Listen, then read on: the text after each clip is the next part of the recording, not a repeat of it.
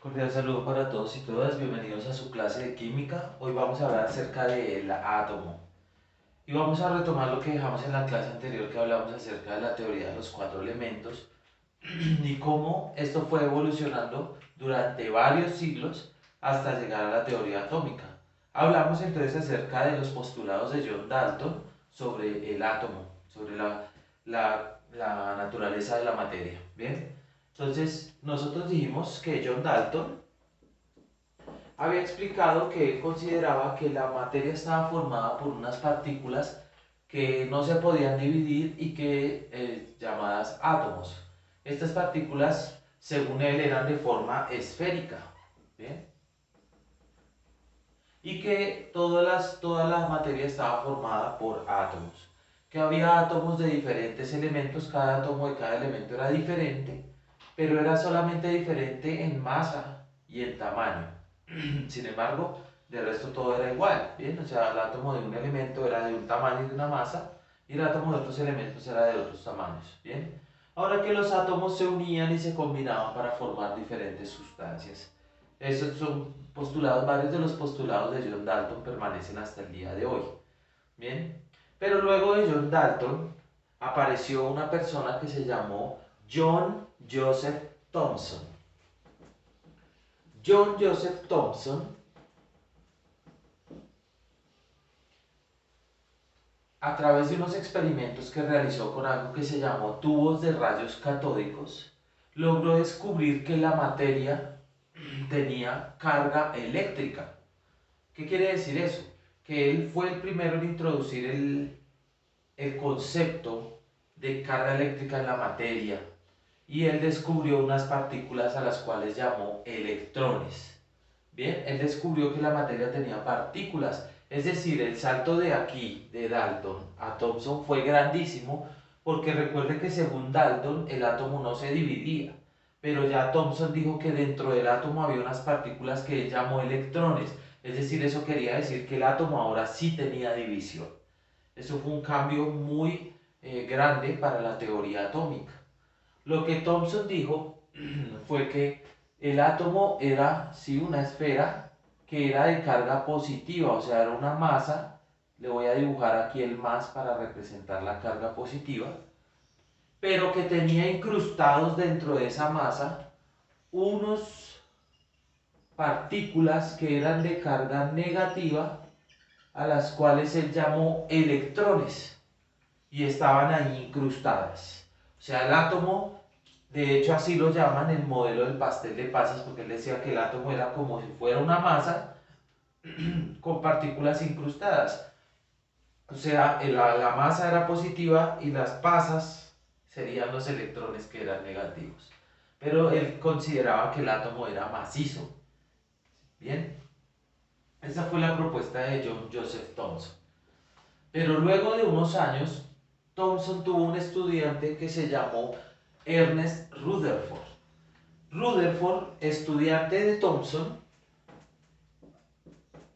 pues estaba precisamente analizando lo que el profesor le había enseñado y él quiso diseñar un experimento para comprobar que el átomo realmente era así. Y él diseñó un experimento de una placa de oro. Él dijo, si yo tengo el átomo así y él puso acá una fuente de partículas alfa, que las partículas alfa son núcleos del átomo de helio, y él dijo, y alrededor le puso una placa de oro, ¿sí? Una placa de oro. Y lo puso dentro de una cabina con una lámina fosforescente, ¿sí? Entonces él dijo, yo voy a disparar las partículas alfa hacia la placa de oro.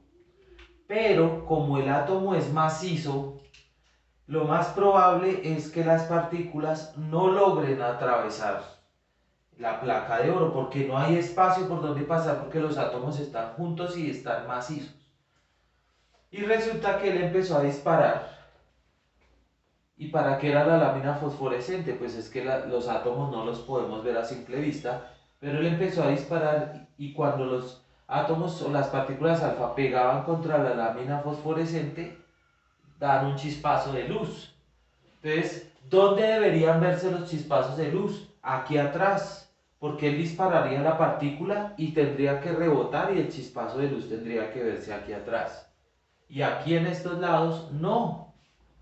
Resulta que, para sorpresa de él empezó a disparar las partículas y pasaban derecho.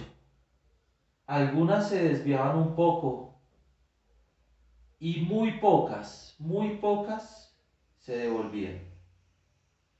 Casi ninguna se devuelve. Entonces Rutherford dijo, no es posible que el átomo sea así, porque si fuera así no habría espacio por donde pasar. Y él introdujo un modelo, que era el modelo del sistema solar, donde el núcleo del átomo positivo estaba en el centro y alrededor girarían los electrones que son negativos. Bien. ¿Y qué hay en este espacio? Nada, hay vacío. Y es una introducción, un concepto muy importante que es el vacío en la materia. Entonces él dijo, cuando yo disparé las partículas, pues todas las que pasaban por toda esta cantidad de espacios vacíos y las pocas que se devolvían, pegaban en el núcleo y se devolvían. Entonces él introdujo este concepto de vacío en la materia, el cual fue muy importante.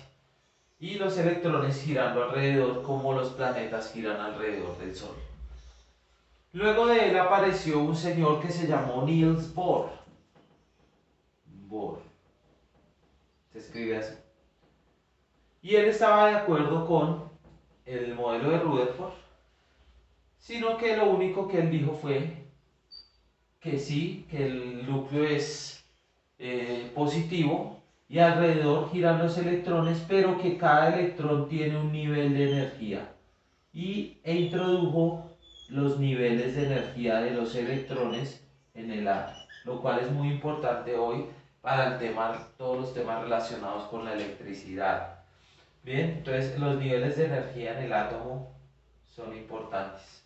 Eso lo introdujo Niels Bohr a través de unos estudios que él hizo sobre los espectros de los átomos. Bien. Durante todo esto, cabe aclarar que hubo otros científicos que aportaron al desarrollo de la teoría atómica.